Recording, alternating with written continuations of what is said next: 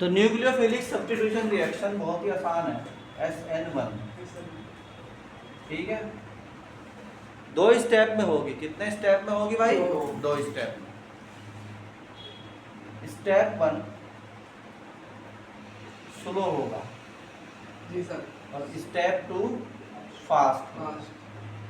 ठीक है, इस रिएक्शन में होता क्या है, पहले से तुम्हारे पास एल्काइल हैलाइड है, पहले से तुम्हारे पास एल्काइल हैलाइड है, तो एक न्यूक्लियोफाइल आता है, उस एल्काइल हैलाइड में से हेलोजन के एटम को हटा देता है और खुद आके अटैच हो जाता है। बस ये रिएक्शन सिंपल है। ठीक है, नहीं है? तो हम क्या कहते हैं, इन दिस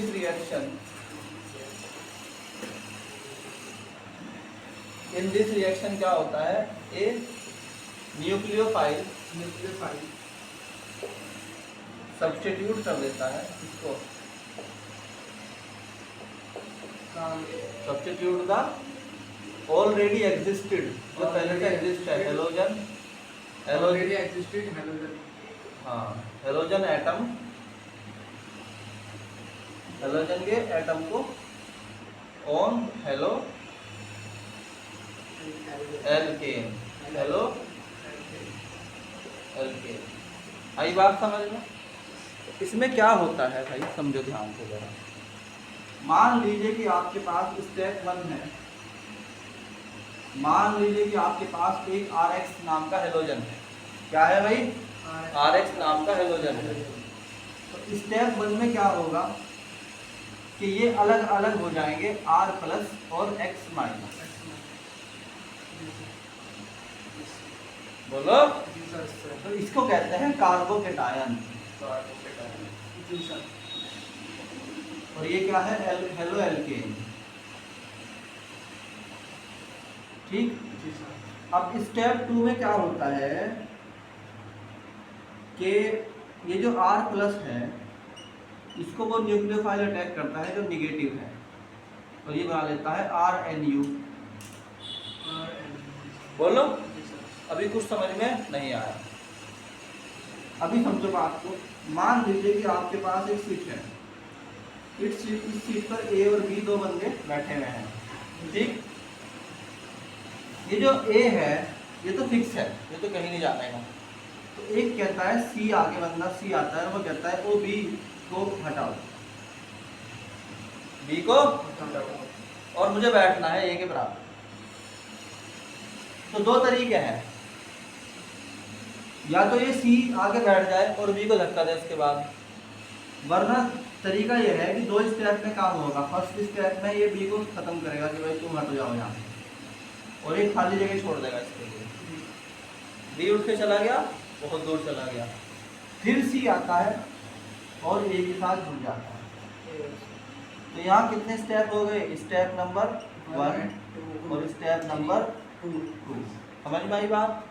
यही बात इसके अंदर समझानी है कि होता कैसे है। मान लीजिए कि CH3 Cl था और OH निगेटिव आता है। जी सर। और ये कहता है कि भाई मैं तो Cl को हटाऊंगा और CH3OH कर दूंगा और Cl अपना इलेक्ट्रॉन लेके जाऊंगा। तो SN1 रिएक्शन के हिसाब से ये काम 2 स्टेप में होगा। स्टेप 1 कहता है कि पहले CH3Cl में से CH3 positive and Cl negative अलग अलग होंगे। जी सर। फिर ये Cl नेगेटिव यहाँ से बहुत दूर हटा दिया जाएगा। अब सिर्फ बचेगा कौन? CH3 positive. और ये कहा जाएगा कि ये स्लो स्टेप। बात समझ में आ रही है कि नहीं आ रही? फिर स्टेप नंबर 2 में ये कहा जाएगा कि भाई ये जो CH3 पॉजिटिव था, अब इसके पास दूर दूर तक Cl माइनस नहीं है। अब एक आता है जिसका नाम है एक आता है, इसका नाम है OH निगेटिव, और वो आगे ला देता है CH3OH, और ये रिएक्शन कंप्लीट हो जाती है, और इसको SN1 रिएक्शन कहते हैं। बात समझ में आ रही है कि नहीं आ रही?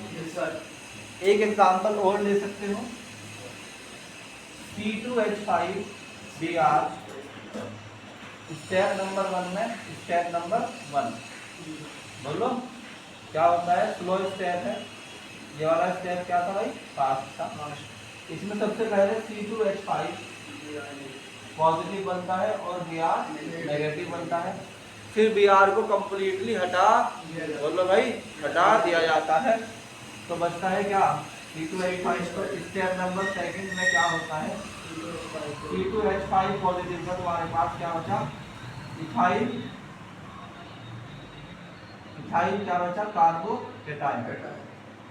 इथाइल का कार्बोकेटाइन बचा, वो तो बोलो।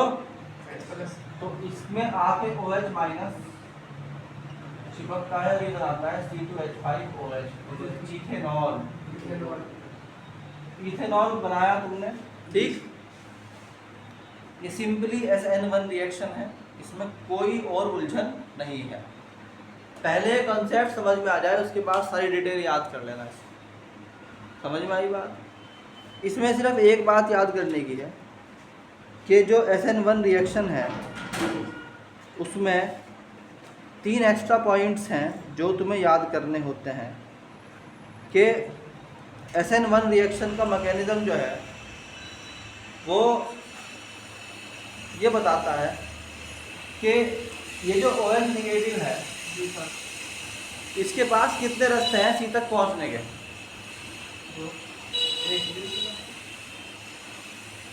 इसके पास दोनों रास्ते हैं। मान लो कि CH3 था, तो CH3 में H ये पॉजिटिव है, तो ये बैक से भी आ सकता है और फ्रंट से भी आ सकता है। कौन, OH नेगेटिव बैक से भी आ सकता है और फ्रंट से भी आ सकता है। इसके पास दोनों तरीके हैं अटैच करवाने के, बोलो। और जिसके पास दोनों तरीके होते हैं अटैच करवाने के, यानी कि इसके पास कोई ग्रुप नहीं जुड़ा हुआ है, इसके पास कोई ग्रुप नहीं जुड़ा हुआ है, ये फ्रंट से भी अटैच करवा सकता है, बैक से भी अटैच करवा सकता है। इस तरह के मामले में जब दोनों अवेलेबिलिटी होती है तो एक बनता है रिटेंशन और एक बनता है इन्वर्जन। इसके पास दोनों की क्या है, रिटेंशन की भी है और इन्वर्जन की भी, और इन्वर्जन की भी इसके पास क्या है, पॉसिबिलिटी है। बहुत समझ में आएगी नहीं आई बात। यानी ये रिटेंशन भी हो सकता है और इन्वर्जन भी हो सकता है। क्यों हो सकता है, अगर तुमसे कोई पूछे कि भाई रिटेंशन और इन्वर्जन क्यों होगा, तो तुम कहोगे क्योंकि इसके पास बैक एंड फ्रंट दोनों साइड हैं OH को बुलाने की। तो ये समझ में आया। पॉइंट नंबर 2, पहले इसको नोट कर लो भाई, हालांकि नोट्स दूंगा मैं मगर फिर भी इसको नोट करो, भी अच्छी चीज़ है। करो फोटो लो इसका। अरे समझ में आ गया, चलो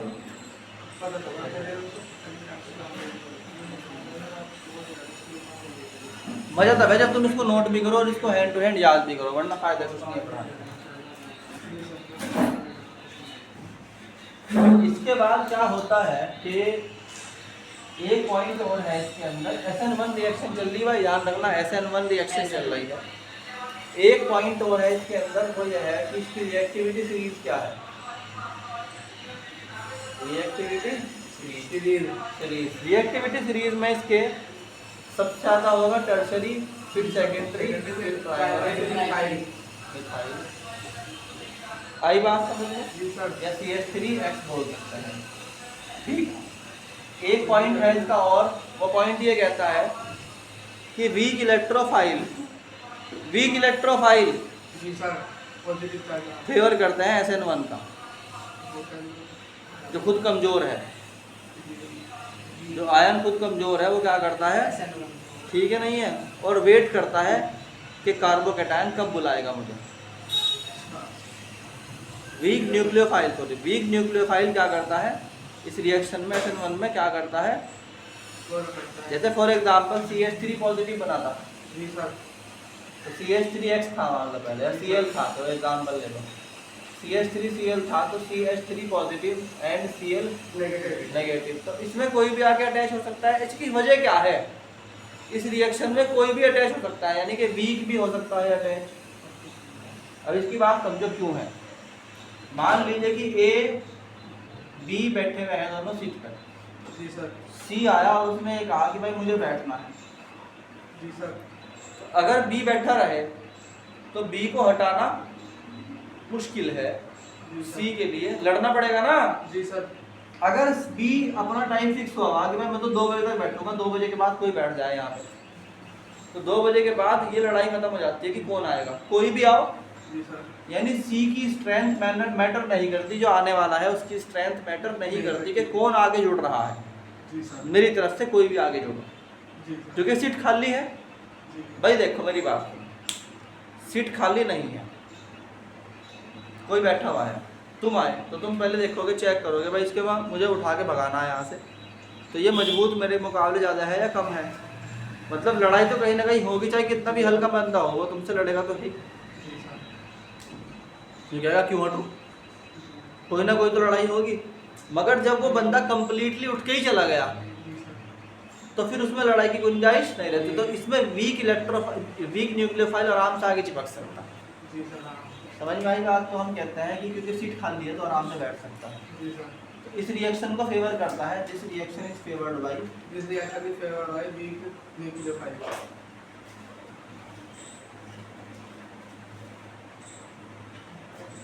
वीक न्यूक्लियोफाइल। बात समझ में आई? जी सर। है लास्ट है इसके अंदर कि पोलर सॉल्वेंट क्या करेंगे, फेवर करेंगे SN1 रिएक्शन। क्यों करेंगे? क्योंकि साफ साफ पॉजिटिव आयन मिल रहा है। जी सर। तो नेगेटिव को आराम से चांस है आने के, आओ भाई चिपको। नहीं आई बात? नेगेटिव को आराम से चांस है, आओ चिपको। जब पॉजिटिव आयन मिलने का ही तब दोगे ना दिक्कत। तो ये SN1 रिएक्शन कंप्लीट हो गई, समझ में आ गया ये? जी सर। चलो इसके जितने एग्जाम्पल हो सारे करो।